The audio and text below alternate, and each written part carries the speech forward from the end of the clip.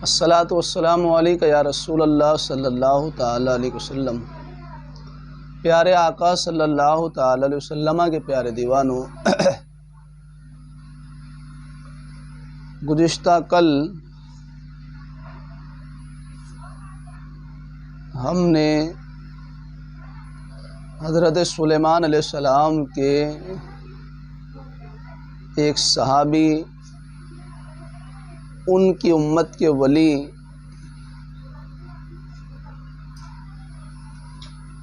کہ ایک پل میں وہ تخت بلقیس 30 گز اونچا، 40 گز چوڑا اور 80 گز لمبا، اتنا وزنی تخت وہ حضرت سلیمان علیہ السلام کی بارگاہ سے گئے بھی نہیں، اور 2 ماہ کی مسافت، یعنی 2 ماہ جانا اور 2 ماہ آنا، تو اتنی دور کی مسافت ایک لمحے میں طے کر وہ تخت بھی لے آئے، تو پھر امت محمدیہ صلی اللہ علیہ وسلم کے ولیوں کی طاقت کا عالم کیا ہوگا۔ تو پیارے آقا صلی اللہ علیہ وسلم کے پیارے دیوانوں، آج ہم موت سے بھاگنے والے کے بارے میں حضرت سلیمان علیہ السلام ہی کے درس پہ ہم یہ بات سماعت کریں گے کہ انسان موت سے بچ نہیں سکتا، موت سے بھاگ نہیں سکتا، وہ کہیں بھی چلا جائے موت اسے آ لیں گی۔ حضرت سلیمان علیہ السلام کی بارگاہ میں ایک شخص حاضر ہوا اور وہ بڑا گھبرایا ہوا تھا۔ آپ نے اس کی یہ گھبراہٹ دیکھی تو فرمایا، کیا بات ہے، کس چیز نے تجھے خوف زدہ کیا؟ اس نے عرض کی، حضور میں نے ملک الموت کو دیکھا ہے اور وہ مجھے گھور رہے ہیں، مجھے ایسا محسوس ہو رہا ہے کہ وہ جیسے مجھے مار دیں گے، میری جان لے لیں گے، تو میں آپ کی بارگاہ میں یہ عریضہ لے کر آیا ہوں کہ آپ مجھ پر رحم فرمائے، میری مدد فرمائے۔ آپ نے فرمایا، کیا چاہتا ہے تو؟ اس نے عرض کی، حضور آپ ہوا کو حکم دیجئے، میں ہندوستان جانا چاہتا ہوں، کیونکہ میں یہاں رہوں گا تو یہ مجھے مار دیں گے، میں چاہتا ہوں کہ ہند چلا جاؤں، ہندوستان۔ تو آپ نے ہوا کو حکم دیا کہ اسے ہند پہنچا دو۔ ہوا نے فوراً حکم کی تعمیل کی اور آپ کو ہند پہنچا دیا، یعنی ہندوستان پہنچا دیا۔ کچھ دیر کے بعد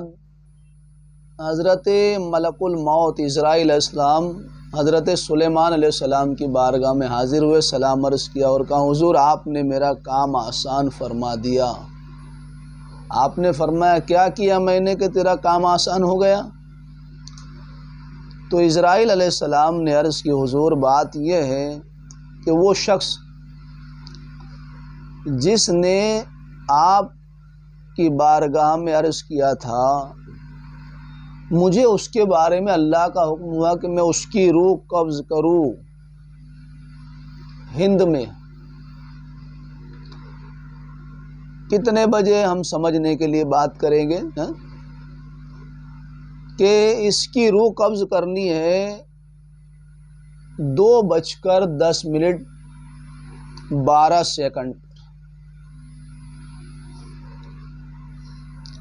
اور ابھی 2:10 ہونے میں چند ہی گھنٹوں کا وقت بچا۔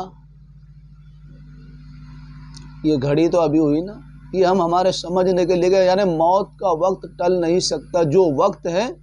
اور جہاں پر موت لکھی ہے وہیں پر موت آئے گی، اور انسان کسی بھی ذریعے وہاں پہنچے گا۔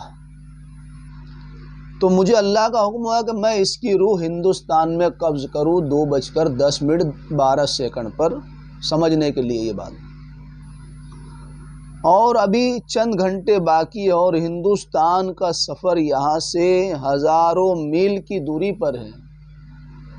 یعنی اگر تیز سواری پر بھی یہ یہاں سے نکلے ہندوستان کے لیے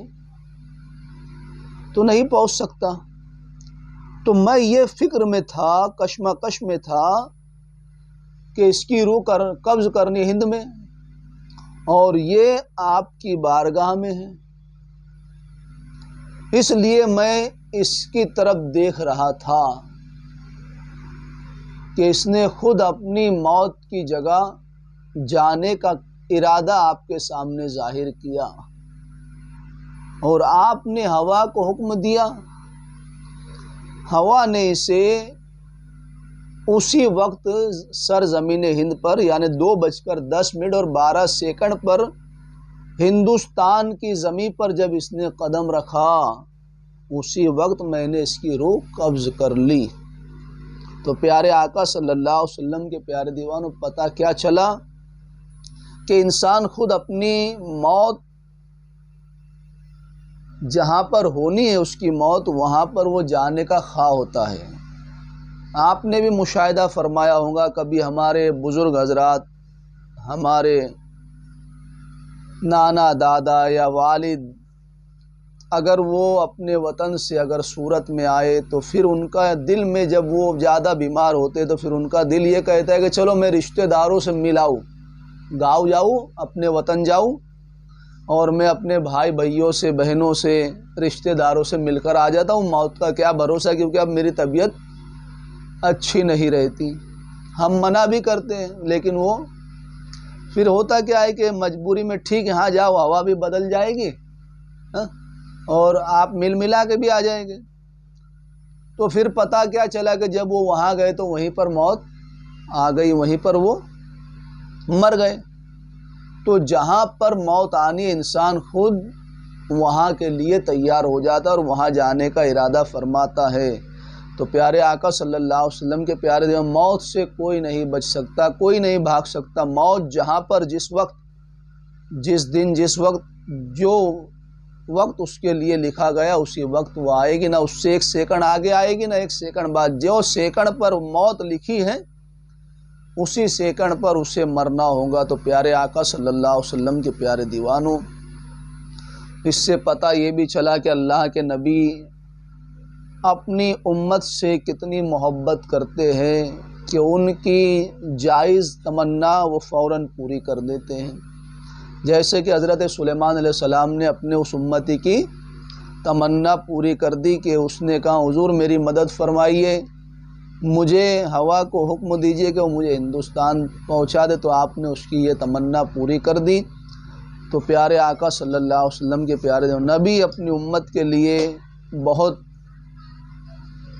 حلیم ہوتا ہے، بہت محبت کرنے والا ہوتا ہے، لیکن ہم نبی کی محبت نہیں سمجھ پاتے کہ ہمارے آقا صلی اللہ علیہ وسلم ہم سے کتنی محبت کرتے ہیں کہ ہمارے پیر میں اگر آج بھی کانٹا چھپ جائے تو وہ اپنی قبر انور میں بے قرار ہو جاتے ہیں، لیکن اس کے باوجود ہماری محبت کیا ہے کہ ہم نمازیں چھوڑ رہے ہیں، ماں باپ کا دل دکھا رہے ہیں، رشتہ داروں سے رشتہ قطع کر رہے ہیں، سارے برے کام ہم کر کے پھر اپنے نبی صلی اللہ علیہ وسلم